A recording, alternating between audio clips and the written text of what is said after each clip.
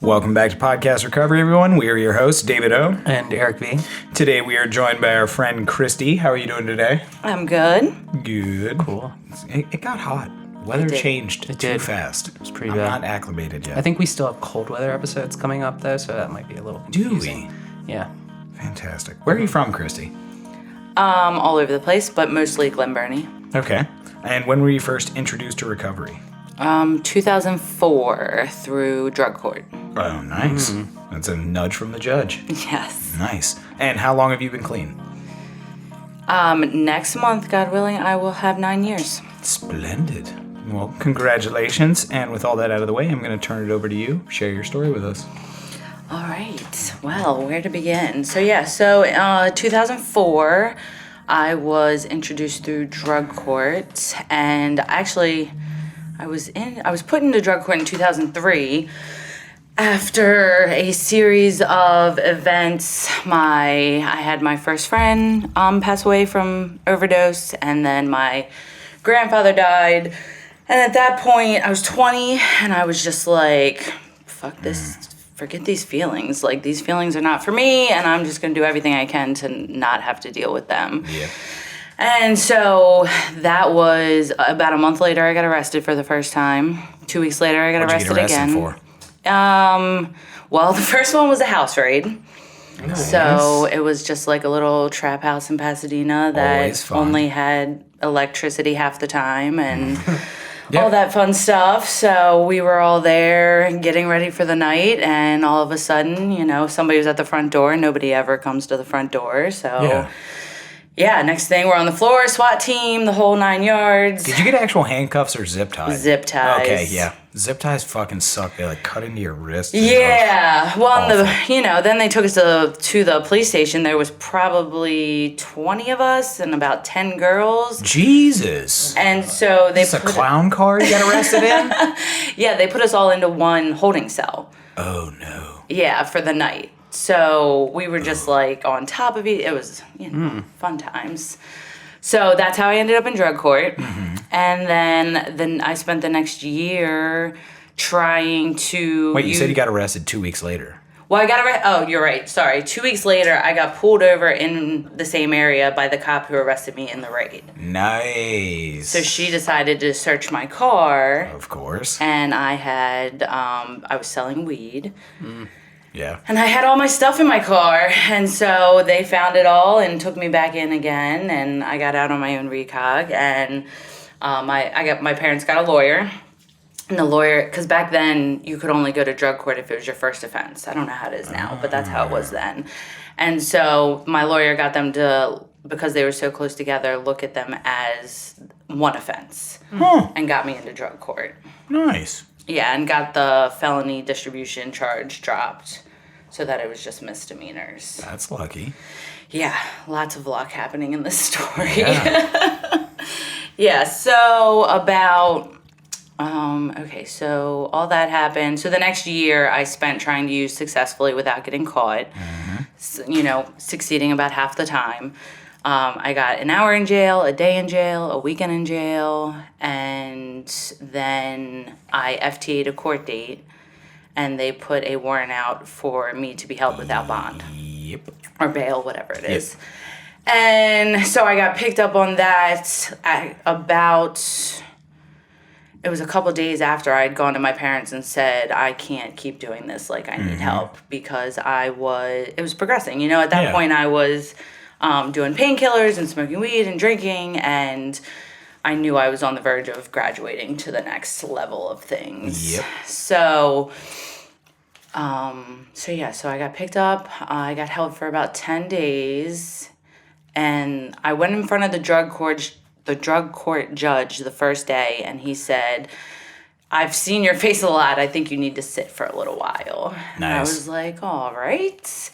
And then when I went back about 10 days later, he was on vacation, and there was a female judge who didn't know me. Ooh. Who Could said... be good or bad. Yeah, so she let me out, but I had to do a urinalysis every day. I had to go to intensive outpatient. I had to go to see a psychiatrist, and I wasn't allowed to work, and I had to live with my parents until they found an inpatient facility for me to go to. So that was, I don't know, that was like the spring of '04, and I got into a place in Virginia in July of '04. So actually the date that they were letting me go to the rehab was this anniversary of my friend who had passed away, his death. So I took it as like a sign that like that was where I was supposed to go.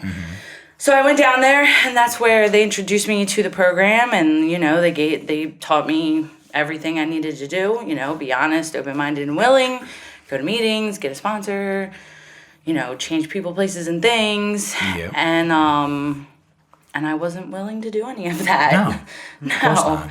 But I decided in my brilliant thinking that if I just lived in Virginia, that would solve my problems because I don't know where to get high in Virginia. Was what, right? I know, it's great now.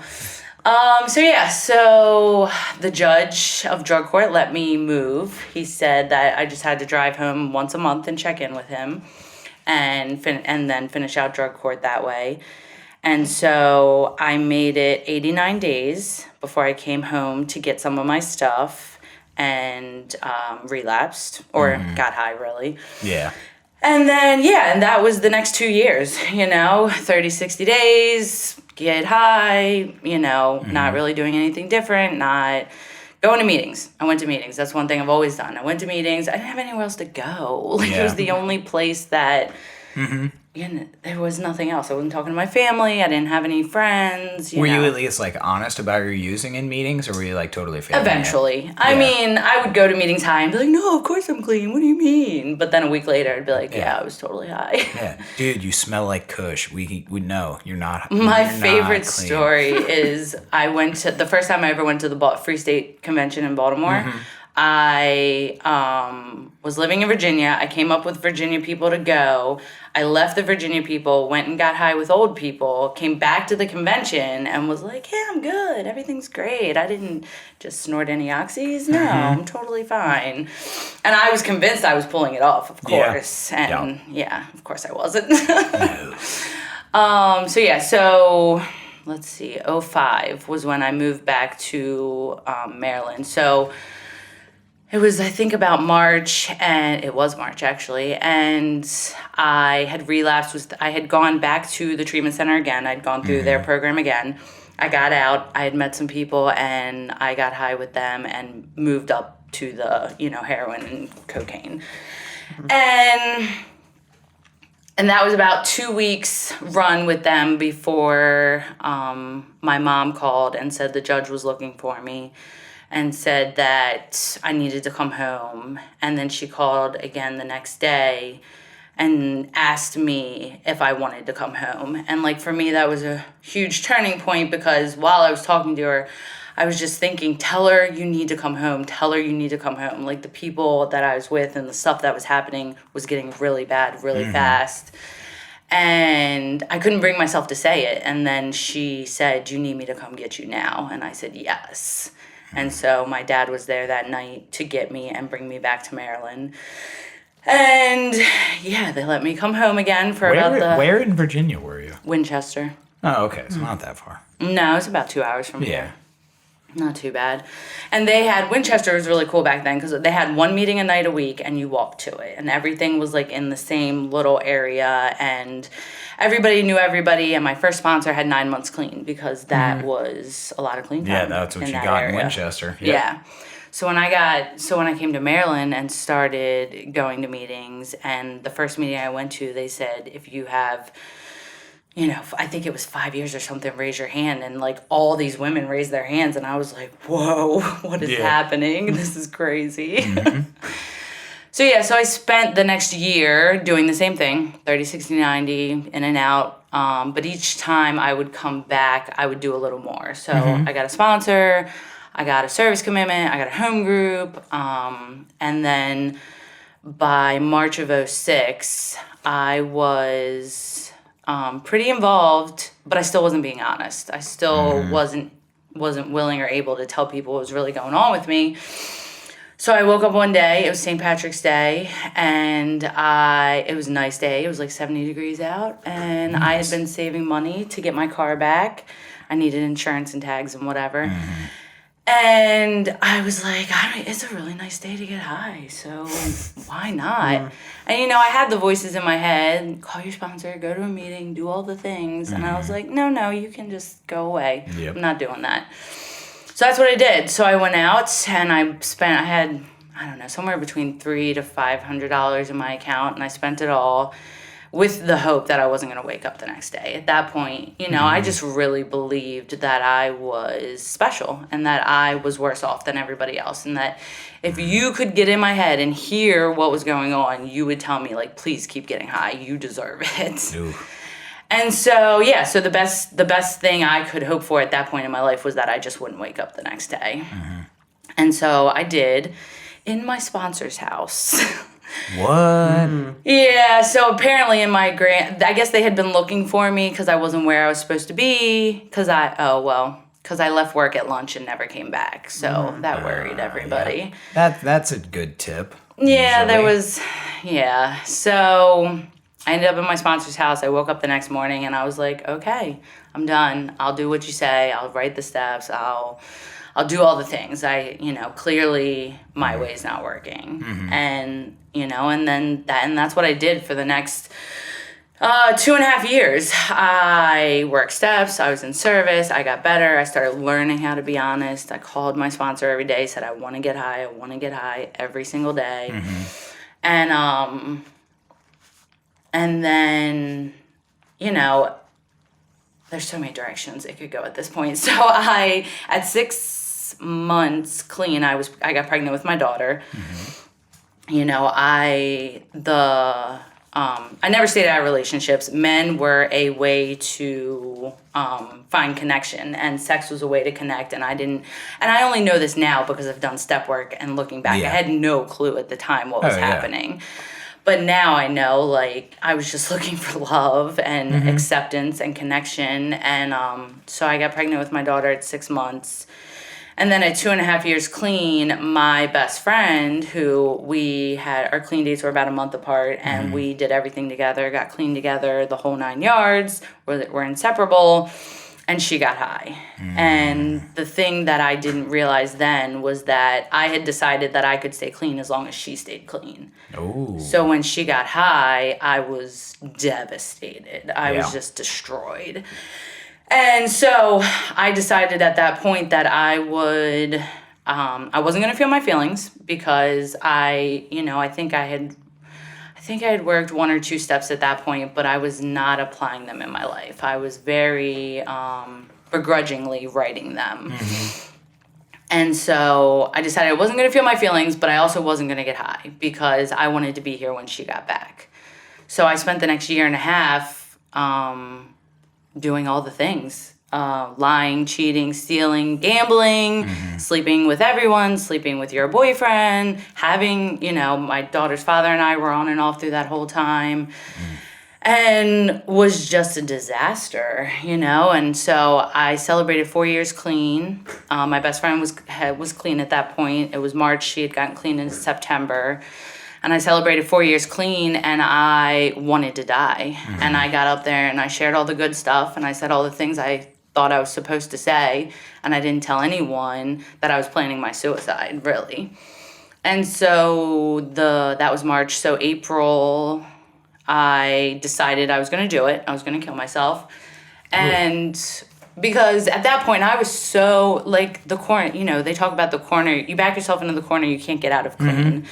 And I never understood that for a really long time until I was there, And the reality is that I could have gotten honest and told everyone what was going on and gotten help. But I was so far removed at that point from honesty that I couldn't do it. I wasn't willing to do it. Yeah.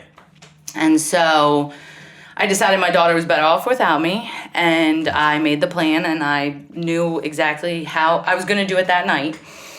And so, in some weird, twisted thing, I decided I wanted to say goodbye to NA. Whatever. That's okay. I made it so far. It happens. And so I decided to go to a meeting that I knew none of my network went to. Nobody I knew went to that meeting. It was a very small meeting. and that I was just going to go, and that would be like my goodbye, and then I would go carry out my plan. And I show up to the meeting, and my best friend's there, and the guy that I'm sleeping with is there, and another person I know is there, and they all know that I'm not okay. They can just see it in my eye. I don't hide things well. And so, I didn't tell them what I was planning or what was going on, but I did tell them that I wasn't okay. And so they decided to babysit me and keep me for the night and help me get to a doctor the next day. So I did that, and I got put on medication, and, but I kept doing all the things. I kept all the lying, the stealing, all the stuff I was doing. And so in the following month in May, I finally was like, well, everything else hasn't worked, so now it's just time to get high. In my brain, that was all that was left to do. So I did, and I went out, and I got high for about a week, and I went, right back to where I picked up intentionally. I was like, I knew drinking wasn't the answer. I knew just doing one thing or another wasn't the answer. So I just went back to where I left off. And I took, I had my daughter with me. I was getting high with her with me. And, all the things that I said I would never do, and all the things that I said I was grateful that she would have an opportunity to not see me high, went right out the window. And so after about a week, it was her birthday. It was her third birthday. And I knew I'd gone to my friend's anniversary. I think it was the night before, either one of the nights right before her birthday. I went to one of my best friend's anniversary, and my sponsor was there. And, I knew everybody there. And I was high as gas. And they all, I was supposed to go to dinner. High as gas. I've never heard that one before. That's pretty good. Yeah. I've heard a whole bunch of different analogies, but that's really a awesome. first. I'm going to steal that.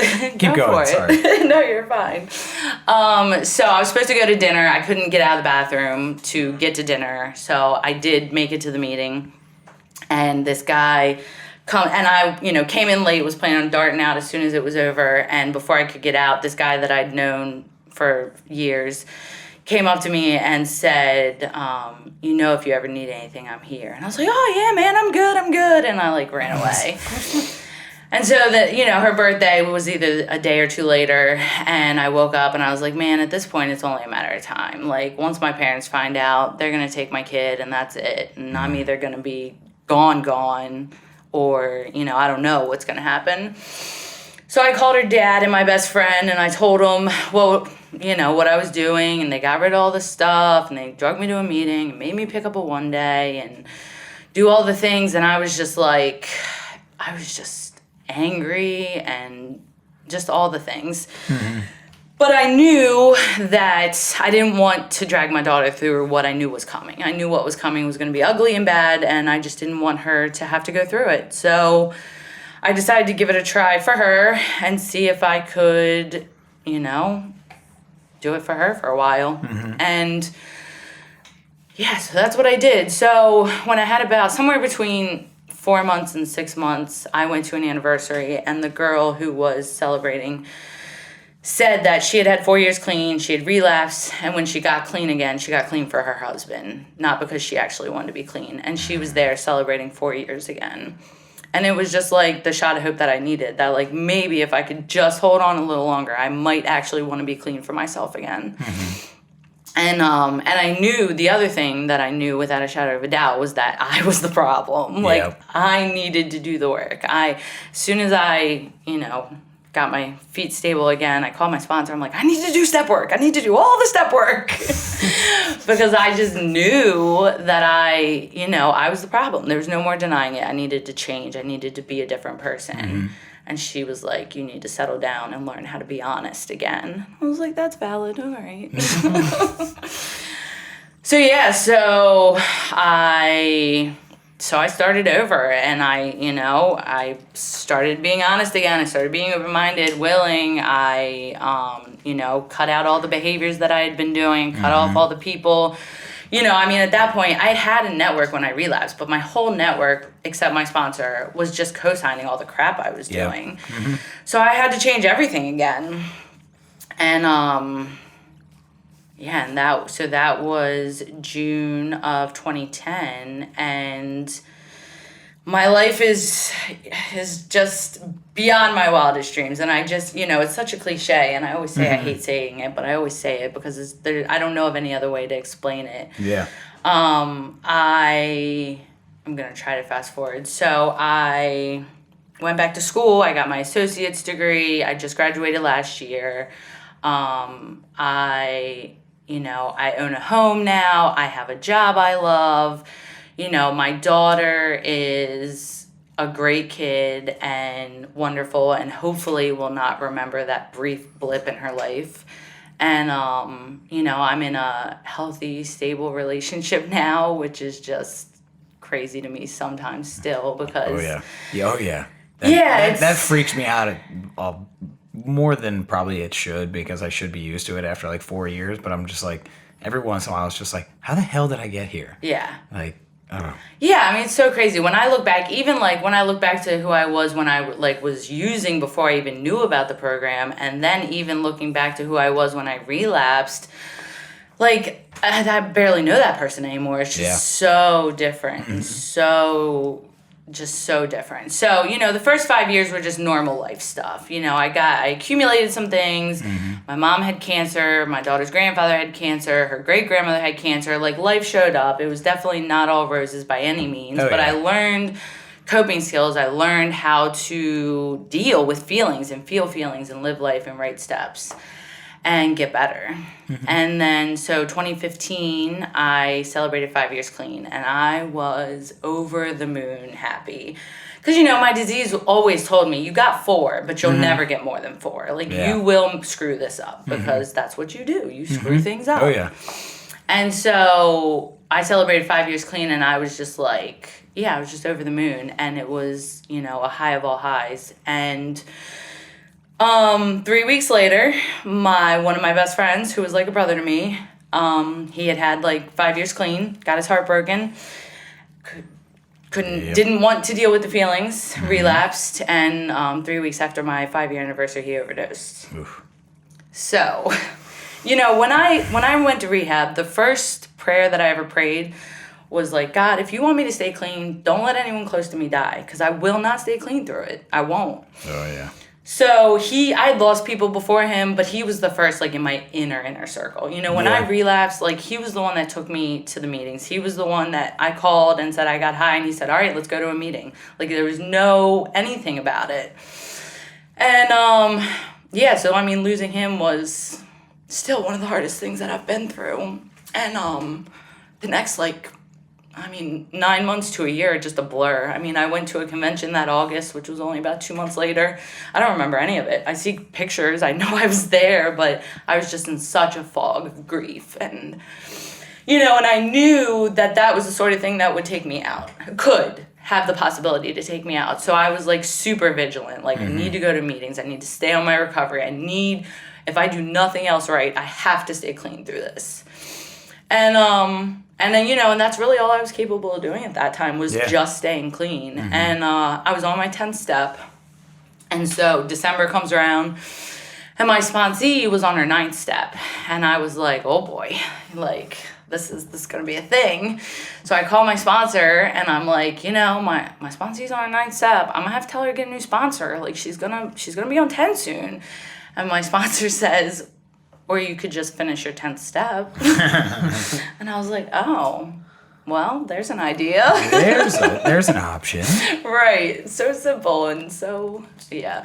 So that's what I did. So I finished my 10th step and got back into the step work and started to find some recovery again. And a lot happened around that time. I had gone back to school, and I had this idea of this dream job that I wanted when I was finished school, and I still had about a year left at that point or more.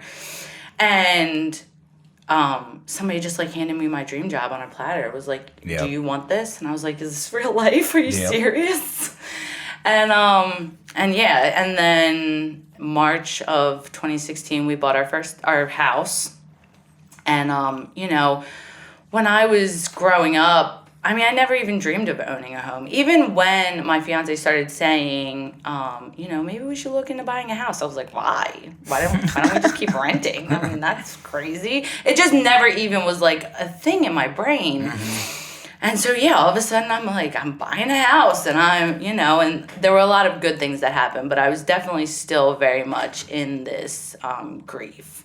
And so I finished 10, 11, and 12, and they were really just life-changing steps for me, like the trying to start a regular meditation practice and trying to So up until that point, I had always said, I don't care about the higher power thing. I know I have one. I will pray to it when I remember, which wasn't very often.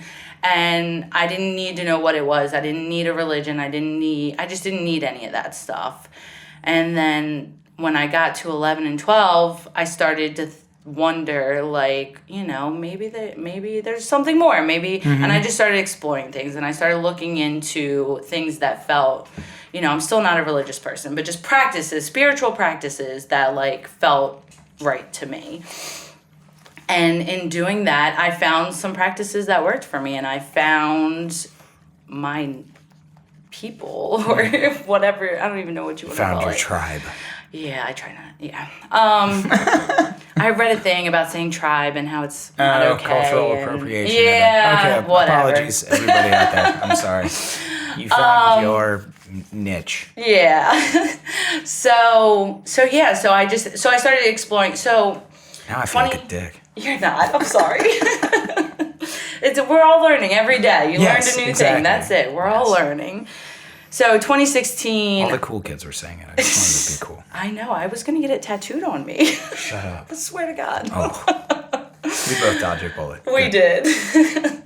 So 2016, I started to have these realizations, and I had worked all 12 steps, and I just started to take a look at my life and realize that I had the people around me that I spent all my time with, or not all, but some of the people that I was spending time with, it was we didn't have a lot in common. Mm-hmm. And so I started to wonder, why is that? What's happening? And I started really taking a look at stuff, and I just realized that I wasn't being my true self. I was just being the person I thought you wanted me to be so that you would be my friend, because I still didn't think that I was worthy of love. Mm-hmm. And, and all that, I mean, this has been like a 2, 3, whatever year process of stuff that I've realized now. But yeah, and so I just started to realize, I'm not being my true self, and it was this whole, I call 2018 the great unraveling, because it was a whole year of just me having. That's a great name for a book. Yeah. The Great Unraveling. That's good. You can have it. Stolen. Yoink. Yeah, so I just started to have all these realizations about myself and my life and my childhood, and I wrote all 12 steps, but I focused on my time clean before and my relapse and little bits and pieces here and there. And one of the things that I've realized is that if something happens that I don't like, I make it pretty. So things that happen in my childhood, I change the story in my head to make it less traumatic or sad or scary or whatever the situation was. I made it pretty.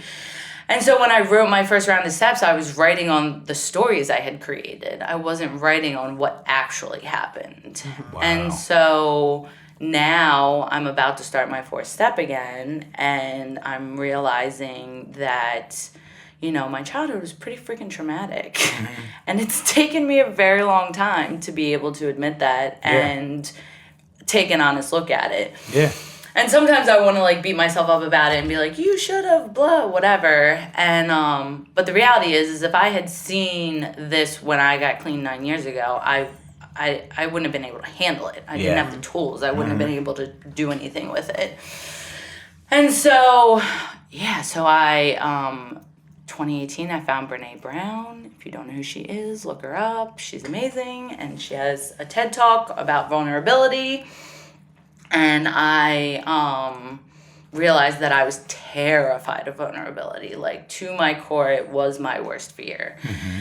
And that I was going to have to figure out how to do it if I wanted to have the life that I wanted to have and have it was really about relationships. My friendships, my friends felt connected to me and, and I mean, I love them and they love me, but I didn't feel deeply connected to them because I was hiding so much. But I didn't realize I was hiding all this stuff because I was also hiding it from myself. Wow. And so it was quite a year. And so now 2019 started, and now I am trying to put these things into practice, and I'm trying to be my true self to the best of my ability and continue to grow and get better. And I'm getting married this year, which is Me too. yeah, High five. So it's just, I have this amazingly wonderful life, and I am, for the first time in my recovery, I'm looking forward to the growth that's going to come from this round of steps and being able to actually have some idea of who I really am and how I work and be able to continue to grow and get better. And, that used to scare the shit out of me. Steps used to just terrify me to my core. My first 4 step, I was dying. I did not want to feel any of those things. And now I still don't want to feel them, but I know that I'm going to have growth and, I'm going to understand and know myself better. And that's really what I've been trying to do for the last couple of years. And I think I'll always be trying to do, and I'll always change, and it'll be a process. I'm just really ready to get rid of this childhood stuff. Be done with it and actually one of the things that it brought up is my wedding. My biological father's coming, and because I invited him, and I haven't seen him in, I don't even know, 6-7 years, something like that, and hadn't talked to him in probably 2 or 3, and I randomly said, "Hey, what's your address?" Because I knew he would be offended if I didn't invite him, and I'm still very much a people pleaser in some things. And since I did that, he texts me 4 to 5 times a week. "Good morning, I love you, have a great day." It's very strange, but it's just things like that coming up in my life, and I'm like, man, I still have some feelings and with some things that I need to take a look at and deal with. So, I mean, that's where I am today. There's always more I could say, but I feel like I'm going to start rambling. No, that's great. That was fantastic. I'm going to start, Eric. I'm not even going to ask. It's fine. Do what you want to do. I'm going to start light. I saw your Jack Skellington tattoo. Yes. Now, is Nightmare Before Christmas, is that a Halloween movie or a Christmas movie? You have to pick one. I have to pick one because I watch them both. I watch it at Halloween and at Christmas. I do too, but I have strong feelings about this. I would say Halloween. You think it's a Halloween movie? I would, yeah. What about you, Eric? Oh, Christmas. I think it's Christmas. It's easily movie. A Christmas movie. Yeah. See, it's the setting is Halloween, but the plot is all That's Christmas a valid driven. point. Yeah. Here's the other thing too, though. I just don't have that many Halloween movies to watch. Hocus Pocus. What are you talking about? Well, I watch that one all the time. Hocus Pocus, but that's really. But I have a million. Dude, Charlie Brown. Dude, so many horror movies. I wasn't thinking horror. movies. I was thinking Halloween plot. Yeah, you have Hocus But there is Pocus the and Nightmare Halloween Before movies, Christmas. which are my favorite. Charlie Brown has a good Halloween movie as well. Yeah, Mary Pumpkin's good. Is it Pigpen who gets the rock? I don't remember. I just remember the pumpkin. I think it is. I The haven't Great seen it in a Pumpkin? while. Yeah. Trick or Treat is actually a good Halloween themed Yes, it anthology movie. That one's pretty I haven't good. seen that one. That's pretty good. Also American Horror Story episodes. If you just went off episodes, We just their opened, Halloween episodes. We opened a box. Yeah, we need to close this immediately, Eric. I mean, I could keep talking about this, I know. I kiboshed that. All right. All right. What are the feelings about going to multiple rehab stints at the same place? It was kind of cool actually. You're gonna because answer this too, Eric. It was kind of cool because I've been to the same. Go ahead. Sorry. you're okay. The place that I went when I went back the second time, there was a lot of young kids there, younger than me. I was only 22 at the time, but there was like a lot of 18, 19-year-olds there. So they kind of made me like a big sister kind of person, and I got to like help And you the were like, younger I've been here kids. before. I'm like, yeah, man, I got this. I can show you the ropes. And then also there was another guy from Baltimore who ended up there the second time with me. So we like became like Yeah. good friends and cheating, playing spades, killing Yeah, of course. everybody, and it actually was kind of awesome. Was there like any like was there any like guilt or shame? Like, okay, I'm back in the same place and like the same people work here. They're seeing my face again. Not with the people that work there. I mean, they were watching me get high, so I'd much rather have them see me there than what I was doing before I got back there. I was grateful, honestly, because they didn't have to take me back. I didn't pay anything the second time I went. Oh. They worked it out through some funding thing to like get Scholarship, me in. yeah. And I wasn't technically a Virginia resident, so they really shouldn't have been able to do that, and they like pulled strings, and so I was just really grateful to like be somewhere safe. Nice. I'm sure there was some shame there was shame going and asking them, could they help me? Yeah. But then once they did, I was just like glad to be not getting high at that moment. All right. Over to you, Eric. What? Yeah. I've never been inpatient. I've never been to the same treatment center. Really? Yeah. IOPs and outpatient. Yeah, of course. Been like, it's just a rotating door. But yeah, inpatient was different every single time. Huh. I thought you'd been to the same place multiple times. Oh well. No, I like to just go around. All right, to your visit new question. places. Well, To your and questions. from what I hear, the place that I ended up in was one of the better ones. So I'm kind of glad that I just stuck with that little place. Oh, We yeah. were allowed to wear tank tops and walk to meetings, and Oh, wow. they made us breakfast we could order our breakfast every morning, and they made it for us. That's and nice. It was super awesome. Nice. So, relapse question, I guess. I'm a relapser, so I can relate. And I guess one of the things I realized that was difficult with relapsing is like coming back into the rooms and just like the judgment, and even if there isn't judgment, there's perceived judgment, but there probably is judgment as well, because just naturally judgment. Yeah. So I guess how hard was it for you to like face the humility and, come back to recovery? I mean, it was super hard because not only had I relapsed, but I had been like lying to everybody and like screwing my closest friends over for at least a year up to that point. So, I mean, they were all very hurt and very upset, and rightfully so, you know what I mean? And so I definitely felt a lot of judgment and was very, like I said, I just didn't want to be there. But I think having my daughter helped, because I knew what her life would be if I didn't figure out a way to get clean. And, that guy that passed away, he drugged me to meetings when I didn't want to go. He literally he didn't have a car, so he would just call and be like, hey, you got to take me to a meeting tonight. And so my people pleasing and my, wanting to help others would be like, oh, well, I mean, he's got to get to a meeting and I'm so important and whatever.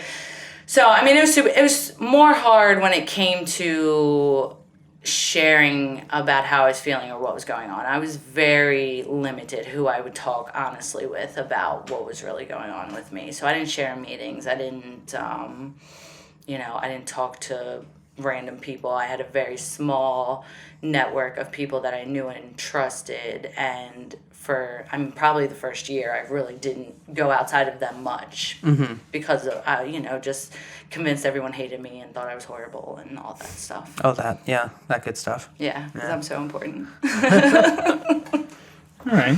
I'm going to piggyback off Eric a little bit.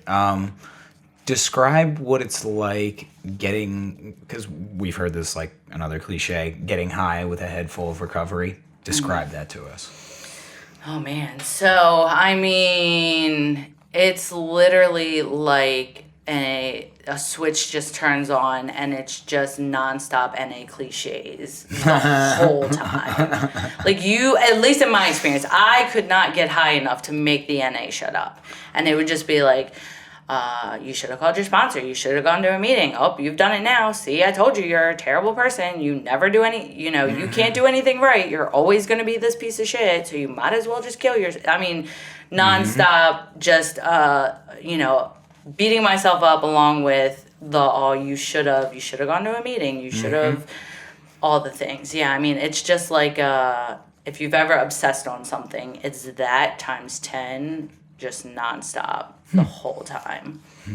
All right. With occasional thoughts of, where am I going to get my next one? Yeah. What's happening with that? Yeah. All right. What else you got, Eric? I just thought of this one. Ooh. It's a 2-part question. Okay, so you were talking about step 4. So I figured this is good step 4 question. What would you consider your strongest asset? And then conversely, what defect would you like to have removed most? Well, the defect one's the easier one, so I'm going to answer that one first. So it's the one that I've seen most recently become aware of, which is my jealousy. So I have this belief that, there's a limited amount of good things in the world, and that if somebody else gets it, that means I can't. And so... What? Yeah, so I have this belief that, there's a limited supply of happy or good things. I don't know why, I haven't gotten there yet, but for some reason, this is what I believe. So when, even when it's somebody I love and care about, I can fake, being happy, but inside, I'm so the best example I have of this is my friend and I, about 5 years ago, started going to the gym together. And she really enjoyed it and really liked it and really wanted me to keep going with her. But for some reason, it made her so happy and she liked it so much that I stopped going.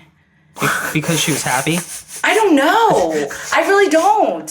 It's so weird. It's I get jealous that I think it was her willingness, her ability to be willing. Okay. I mean, it's crazy. I know. Wait. It's so You're weird. liking this too much. I can't. So you be a part of two, you two are both getting married this year. Yeah. So is his wedding going to adversely affect your wedding? No, because I'm working on it. It's gotten much better since then. But that was theoretically, 5 years ago. that would be the but we're not. theory. So there's I mean, only that so is the many theory, weddings in There's only one so year? many happy weddings that can happen, guys. I hate to break it to you. Oh, God. That's kind of a It's hard. insane. Yeah. It's literally insane, yeah. No, I know, and I've only realized it That last just took year. all the wind out of my sails. Holy shit. That scared the shit out of me. I was like, oh, my God. Well, so here's the thing, Oh, right? she is So the happy wedding. let's connect it back, right? So Brene Brown says that the most vulnerable feeling you can have is joy, because when it's taken away from you, or if it's taken away from you, that feeling is terrible. So most people have the hardest time allowing themselves to feel joy. So if I allow myself to enjoy something, it's a very vulnerable feeling, and I don't do vulnerability. Yeah. So I constantly make myself miserable for fear of losing the joy. Just go straight line. Content. Wow. Just go content. I mean, that's... Don't go into joy. And... Don't go into misery. Just go. Right, but here's the thing, joy and misery Jesus, happen. that's horrible, Eric. It's not... Let's just stay gray, No really rainy days or super sunny days. Just that mild gray haze. Let's That's my theory. Dude, Well, that's look, just I don't- literally living in purgatory. That sucks ass. I mean, I don't necessarily think it's completely wrong. It's better than the depression. Right? God, you're When you have cynical. choices, God, you're when you have cynical. choices, David, you want to choose do you want to choose terrible depression, or do you want to choose just straight line? Dude, Well, and here's the thing that I I think... like the roller coaster. I like crying, okay? I know that. I like the roller coaster, but I think now, and this is all a work in progress, so I could change my mind a year from now. But right now, what I think is that I think aiming for the content is where I need to aim and allow the bad and good to happen on its own. Yes. I don't make the bad and good things happen. I just try to be in the content, and then when the good and bad things happen, I enjoy the good and I deal with the bad. You feel those feelings. Try. Yes. Yes, that's the goal, and I'm still learning. So yeah, so it's crazy. So the jealousy, I need it to go away. Okay. It's insane. And what's your asset? Oh gosh. All right. So my asset. I definitely am I really want to help people in a So I really want to be able to help people, and I really want to be able to do what I can to help others have the best life that they can. And I have always tried to do that in my life, but what I'm realizing now is that, I had taken that asset too far, and I was trying to force my will onto people because I thought that it would help them. And so now I am trying to be helpful when the opportunity presents itself to people who actually want help, instead of being like, hey, I love you and I can, that's what happened with my best friend when we got clean the first time. I thought that I could help her, and it was a very arrogant thing, and it can be a very arrogant thing if it's taken to this level. Oh yeah. Where I'm like, oh, I have all the answers and I can fix everything. And really what I'm realizing now is that I thought it was the only way I could be worthy of love and acceptance is if I was helping people, and if I wasn't helping people, then I wasn't worth anything. And so I would force my help onto people who I probably wasn't even qualified to help, plus didn't want my help. So now, I'm just trying to make myself available in the ways that come naturally and when people ask. But I really do love helping people. Cool. Absolutely. All right. You talked about after you lost your friend, how for a good amount of time you were in a fog, and all you could focus on was just staying clean. And I think we kind of overlook the importance of that, that simplicity in recovery. Because we want things. We want a job, we want a relationship, we want this, we want that, and we want these big leaps and strides forward in our life. But how important is it to really look at just that small fact of just staying clean is monumental? Yeah, absolutely. For me, at that point in time, it was a freaking miracle because I had 5 years clean at that point, and I still didn't know if I could actually stay clean if somebody that close to me died. Yeah. And so, logically, I knew it was possible, but mentally and emotionally, I didn't know that I was capable of it. And so that was really a time that I really allowed myself and the other thing too is I didn't want to carry that death for the rest of my life. So I really wanted to grieve. So I would just say to myself, if you're sad, just be sad. And I was sad for a long time. And I would get offended. People would be like, what's wrong? I'd be like, hello, my friend died. And it would be 4 months later. Of course they're not still thinking about it because, but I whatever. So yeah, I just let myself feel my feelings and told myself that I just needed to stay clean. And it was the first time in my recovery that I really allowed myself that luxury of just not trying to force myself to be more than I was at that moment. And I think that's really what kickstarted, the later epiphanies where when I got to realizing that I just had no clue who I was. Yeah. Right. Did that answer your question? Yeah. Okay. Yeah. What you got, Eric? What does recovery mean to you? I knew it. Fucking knew it. I was gonna steal it from you today. I know. That's why I did it right now. I was totally gonna steal it. I know. I was just, damn it. These questions, in the step work when it'll say what does blank mean to you, in my first round when I had my first few years clean, I would write, this is a stupid goddamn question and I hate it and I don't want to answer it because it would just make me so angry. And now I really try to think about it and have an answer. I think recovery for me is just being, I always say honesty, open-mindedness, and willingness is the most important thing. I can't have recovery if I don't have those.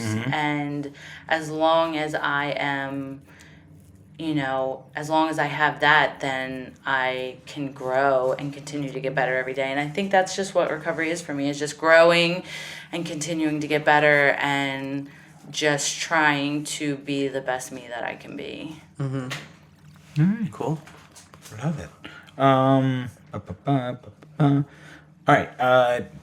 one of like the biggest things like I got from your story was just like absolute dedication. Like even when like you knew you were getting high, like you were just still just sort of trying to put puzzle pieces where they needed to go in your life. So and then you talked about it like dedication to your step work and just keep having to do something, like even just a half a step forward. So how important is dedication to your own recovery? I don't know that I've ever looked at it that way. I mean, I think it's super important, especially, I think the difference between my recovery now and my recovery when I had 4 years clean, part of what made it not easy, but part of what made the decision to relapse a little easier was the fact that I really hadn't gained much inside. I had some like outside stuff, but it was like stuff that I was like, I mean, I can get it back because I had lost it and gotten those things back so many times before. And so like this time I've really done the work to like take a look at myself and get better and grow and be different. And now I always say like I would not want to start, I used to say, oh, starting over, whatever, no big deal. And now I'm like, I don't want to start this over again. So I think that is part of where the dedication comes from, is that like I've gained so much mentally, emotionally, spiritually, that the thought of having to do the work again to get all this back is just like, no, I will just do the work that needs to be done to keep it so that I don't have to go through all that again to get back here. Because it's been a lot of work. Yeah. A lot of feelings. Yeah, a lot hell of yeah. stuff. Yeah, recovery's fucking work. It is. How many more questions do you have, Eric? I have 3. 3. Yeah. I'm loving this. Trim that down. I'll trim it down. I trimmed it down to 3. That is my trimmings. I can do 2, I guess. Okay. 1. Yeah. Okay. Cool. 2, 3. So Cool. So I get to go again.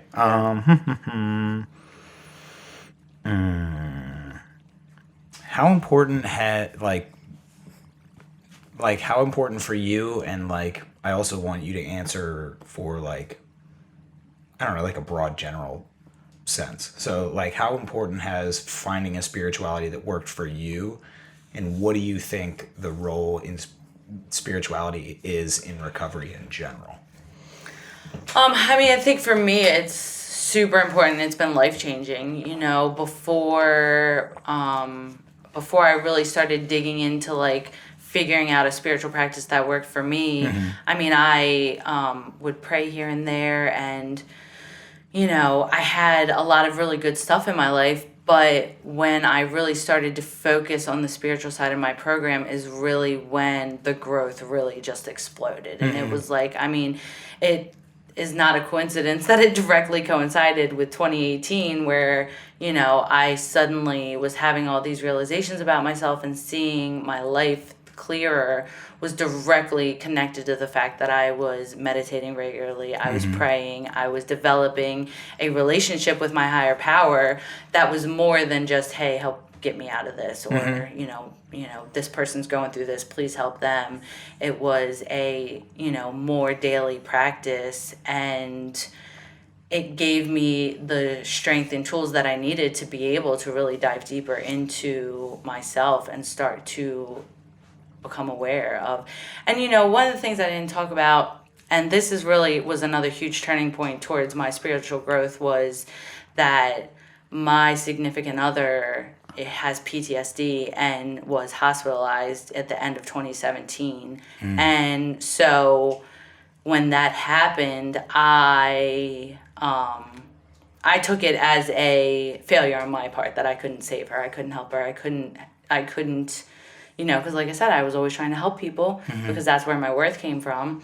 And I couldn't help her, so clearly I wasn't worth anything. And it was just like a very not good spiral for me after that. But it led to me realizing that, saving people is not my job. And that I, do have worth even, it's just not my job. And I Yeah. just, and I just really, I didn't realize how connected my self-worth was to me feeling like I am able to save people. Really, same thing happened with my best friend. You know what I mean? Yeah. When she got high, I didn't save her, so I was not worthy anymore.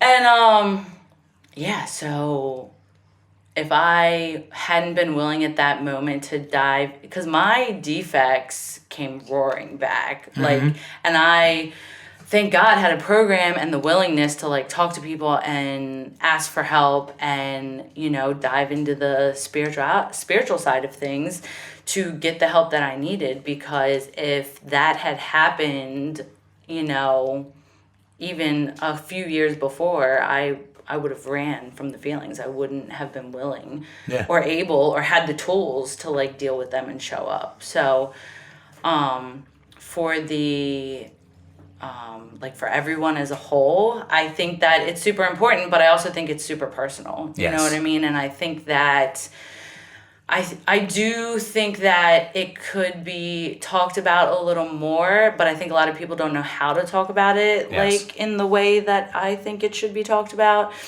And, I don't think that I just think that it's a whole other level of recovery that everybody deserves to get to when they're ready to get to it. And, it's literally changed my life more than I could even describe. Nice. All right. Thanks. Absolutely perfect. Cool.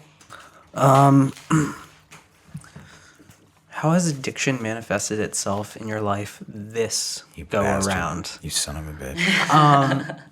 They're all mine. All these stock questions are mine. Don't take. So it's fine. You're a jerk. But how? Not the time when you're We're going to cheating couples therapy, and you're, Eric. and you're lying. Not the cheating and lying. Yeah. This time. Yeah.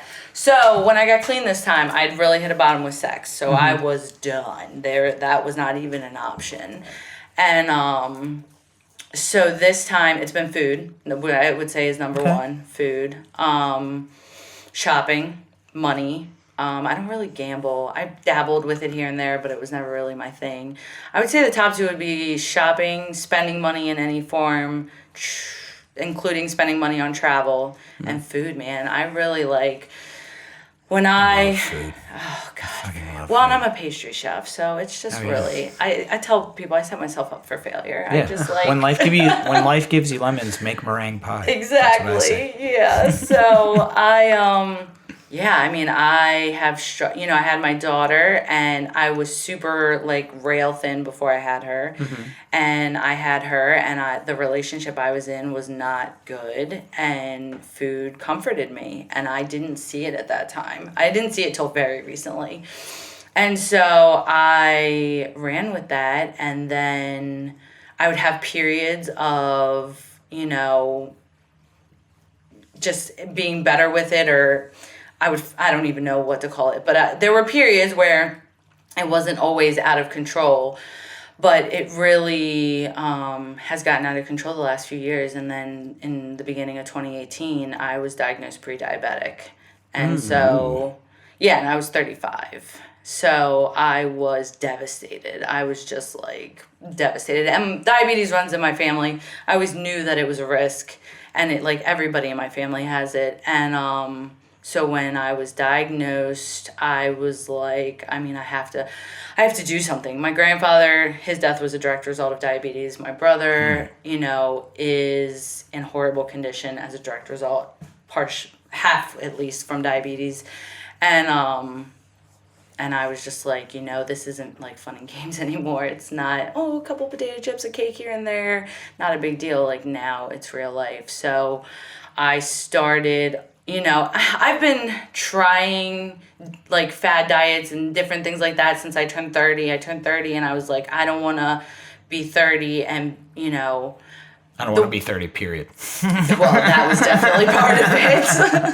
But, the women in my family, my great-grandmother's like 99. My grandmother's 70. Wow. Like, the women in my family live forever. So, like, my grandmother, she was one of the ones that really, she's diabetic and she's 70 and she can't really walk on her own anymore, and she can't take care of herself, and like all this stuff. And I'm like, I don't want to be 70 and not be able to take care of myself. Yeah. I don't want to end up like them.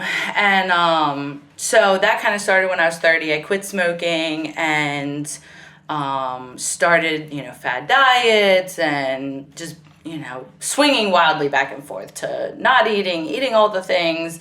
And so that had been what had been happening the 5 years before the diagnosis. And then when she told me I was pre-diabetic, I was just like, probably for about 6 months, and because this is how I do, I just wallowed in the overwhelming feelings of it all. Pre-diabetic now. Yeah, and so it's just been a really long process of trying to get that together with the emotional eating and being willing to be uncomfortable. Like, I never realized how unwilling I was to just be uncomfortable, to just sit in like a feeling that I didn't necessarily like.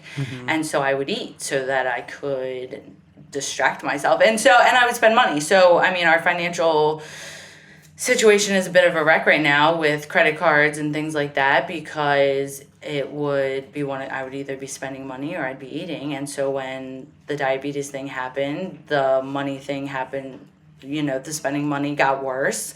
Not that the food got much better, but I could justify the money one more.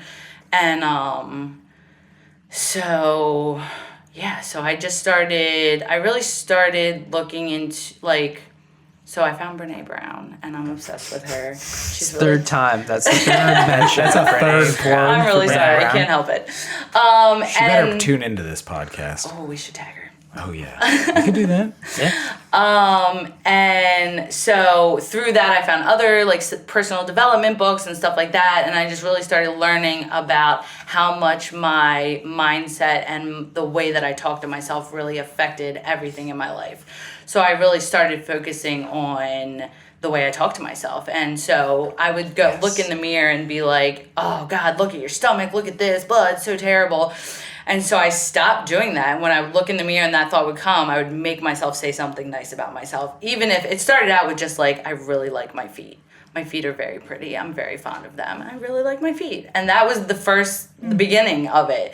And so it's about a year later, and I look in the mirror now and I'm like, there's some work that needs to be done, but I don't hate anything. And that's huge. And so that rolled into, me really paying attention how I'm talking to myself on a regular basis, and how much I was letting myself live in negativity as far as well, what if your best friend dies? I would just come up with these crazy, with my daughter especially, you know what I mean? What if this happens with her and it'll be dead? And I would just make myself crazy with all these what ifs that weren't even a possibility of happening, or if they were, it was a slim, it was just ridiculous. And that was feeding my ability to comfort myself with food. I was setting myself up for failure.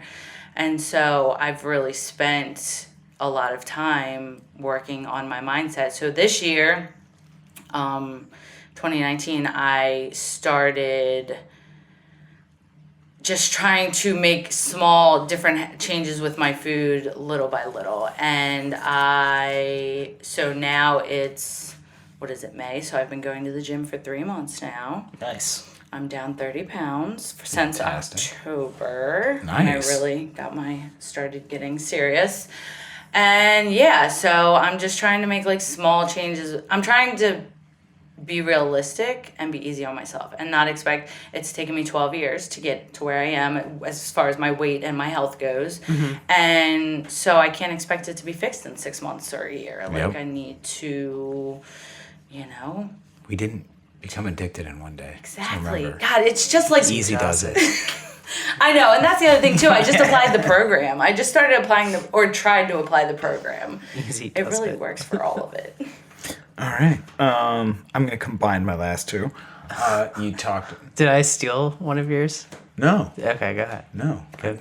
I'm long-winded. Go He's ahead. trying to Go ahead. scale me down. You're judging eyes. I'm always judging. Bitch.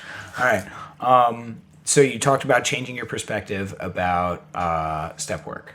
First 4-step was very fearful. Second one, you're super excited about it. So how important is and throughout this whole podcast, you talked about your mental mindset of how you approach things. So how important is it to go into that arena of step work with a positive mindset and be excited about it, and how much it changes that? And then at the very end of that, what is your favorite step?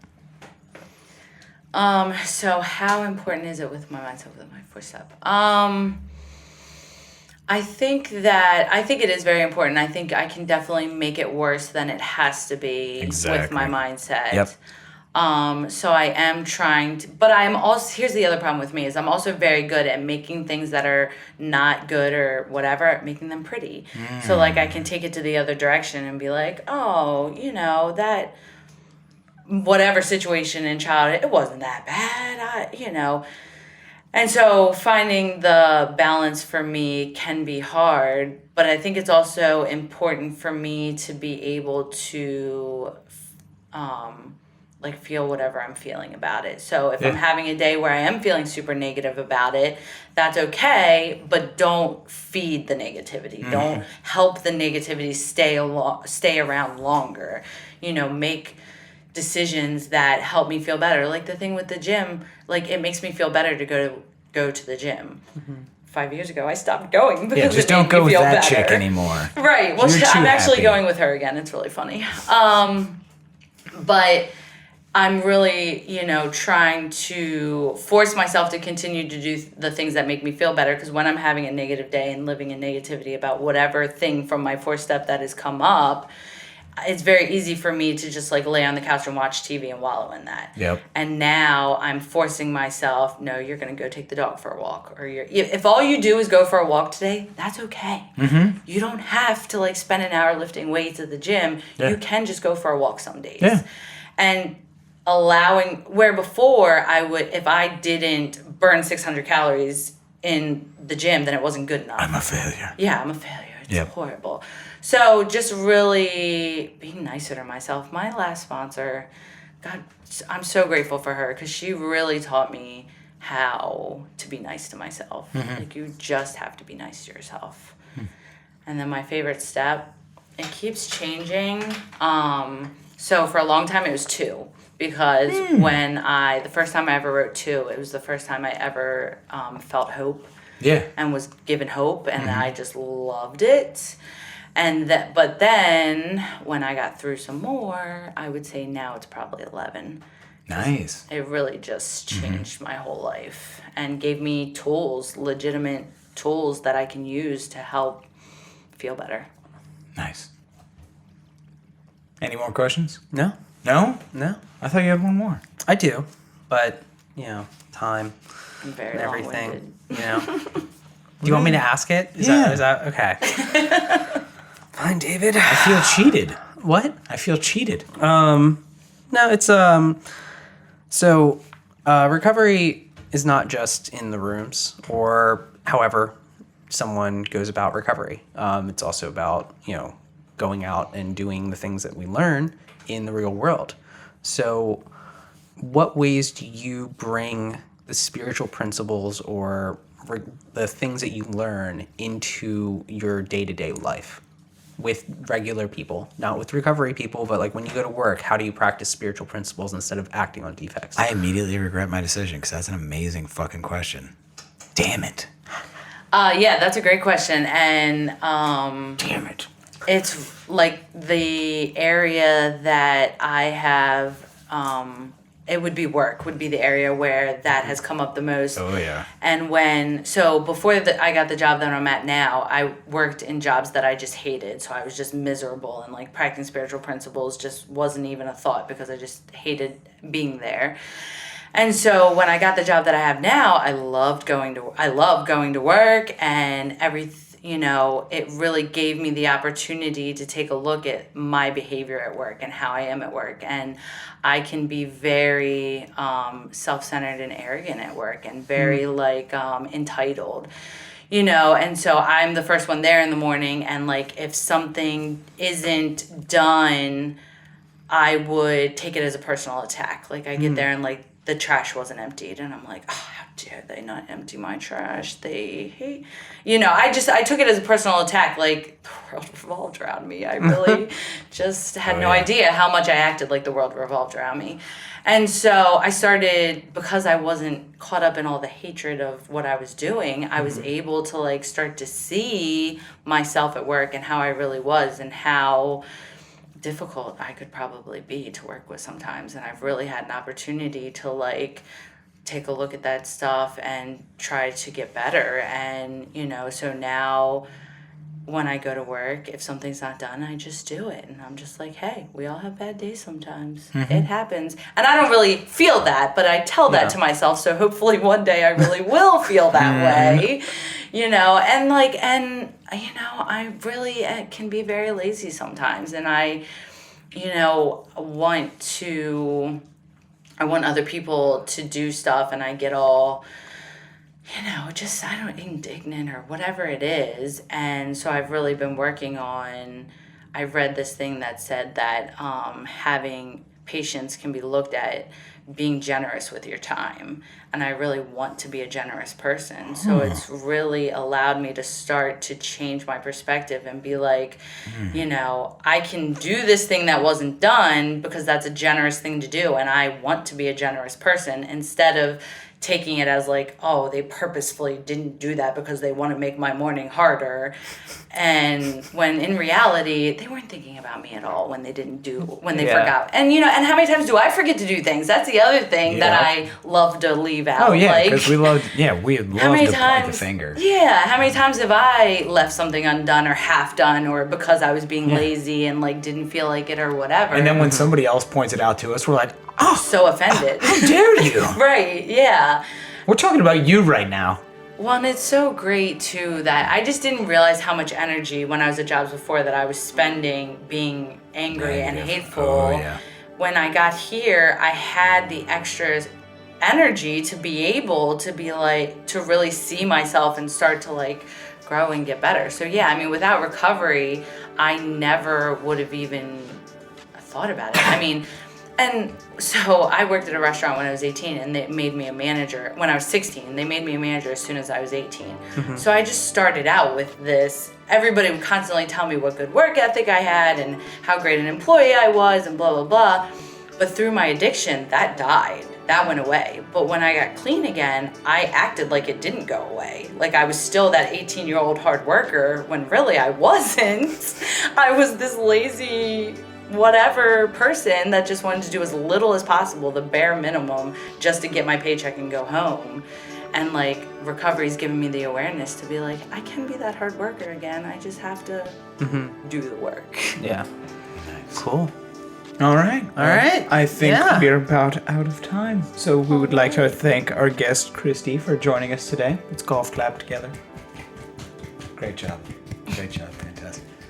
See, I've become part of the golf clap. I like it. To make it better. It sounds a little bit like it's a little kumbaya I moment for all of us. I like it. It's nice. All right. Any quick statements for all the listeners out there who are struggling in recovery? Quick statement, just keep coming back. That's really the one that like, if I've done nothing perfectly, but I literally just kept coming back, and eventually it started to stick, and I started to grow and be different, and I'm super glad that I was willing to keep coming back even when I wasn't willing to do anything else. Perfect. All right. Well, here at Podcast Recovery, we are aiming to expand the scope of support for recovering addicts. Accessibility and convenience of helpful services is paramount to combating addiction. We work to bring the message of recovery to every addict, wherever and whenever it is needed. We believe that a powerful voice of recovery should be obtainable, practical, and at the touch of a button. Every addict deserves to hear a message of hope, and Podcast Recovery is here to provide it. Follow us on Twitter, follow us on Facebook, invite your friends, check us out. Come join us. Come join us on the air, and we'll get your message out there. Thanks for joining us, everybody. Stay safe, stay clean.